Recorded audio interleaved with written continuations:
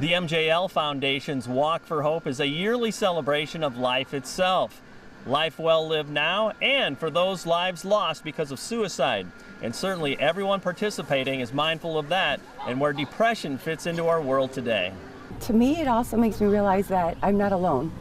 Somebody else is going through the same pain, the same feelings that I am. So it's good to get that out and talk about it. How has it enriched your life in a lot of ways, you know, just to be around a support system like that? Do you feel like, boy, you're in a better place because of all this? Oh, I do. And I also realize that even on your down days, they're really not that bad. You know, I appreciate life every day, no matter how minimal the thing may be. You just make it bigger. And that's the one thing about suicide that was so tough, is you're leaving, everybody that you leave behind sits there and they blame themselves. Well, what did I do? How come I wasn't worth, you know what I mean? How come I wasn't worth it? Or why is it you didn't want to see me this summer? And I remember that. I carried that with me my entire life. So the opportunity to be able to come out here and talk about two things that really affected my life was the anxiety, depression. I put them together because when they roll together, they're powerful bomb, you know. And again, you know, with suicide, my biggest thing is I just want people to close their doors, and that unfortunately is the final closure. If you take that route, you don't have a chance to fix it. Being here and seeing that other people lost their loved ones the same way, it's pretty comforting. What's it like, you know, when people take off down the street, you know, and you got the banner out in front too, and it's almost a celebration type thing. How does that speak to you as someone who's lost a couple of loved ones? Well, I don't really know how to explain it, but you just know that you're not really alone. It kind of feels good. I love the word hope because basically you have hope. Like, you might lose hope when you lose someone special, but then you have the hope that everything's going to be all right. How has that spoken to you over the years too, that support system has lifted you up when, you know, you're at the age where, I mean, your mind could have gone racing like crazy, you know, and is that something that's been pretty invaluable to you? Yes, basically it's really hard losing 4 people in a year, in like less than 7 months, but basically I have a lot of people like that are always close to me, and even if I'm upset, I get very moody, and I just get a lot of people that are like, hey, are you all right? And it's kind of feels special of having everyone come up to you and be like, is everything okay, even when you don't want all the attention for it.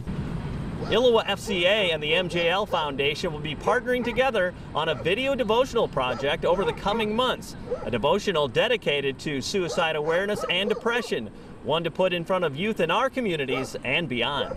I think being a parent myself, I know now, because I lost my sister to suicide, that it's a real thing, and that it just needs to be talked about so kids can get help. And obviously talk about the project we're going to do too. I mean, how important could this be? And I mean, what are your hopes for that, I guess, too, to help communicate this and to provide help from professionals and people who've been down that road, you know? Yeah, again, just to remove that stigma so kids start talking about it, so kids are aware of maybe their friend is suicidal and they don't know, because they don't know any symptoms, any signs. And just so kids could finally just say, you know what, I don't feel good mentally. I feel depressed, I feel down, and it's okay to go and talk to somebody about it.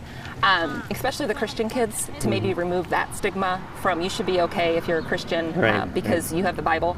And I think just to get it out there to the huddles, to church youth groups, I think people will really be receptive of it. And those teenagers are at our heart. That's our heart at the MJL Foundation, because they're the ones that are so quiet and they don't know who to turn to, because often it's not their parents. If we can get it out to the younger generation, that there is hope, there's hope in Christ, and that's our main goal, is to, you know, show them the hope and show them that there are people who care, and that we want to be out there helping them, and that these videos, I think, are going to do amazing things for bringing that awareness. I could not be more excited about this project coming out, from a community-wide aspect, but from a personal aspect too. I have a teenage boy who's in 8th grade, and I am so excited that this will touch his peer group, the kids that I know and see in my house, that you don't know if they're suffering yet or could be suffering someday, and just getting in front of that issue to these younger kids and spreading that word and through the gospel is just huge and exciting, and we feel like great cheerleaders for this cause. So, yeah. And talk about too the part that it could help the individual who's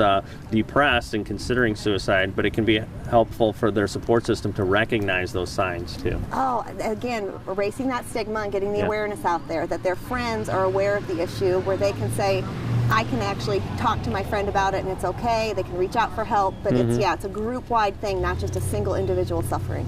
Exactly. That's a huge thing that this video series can bring to the schools and communities.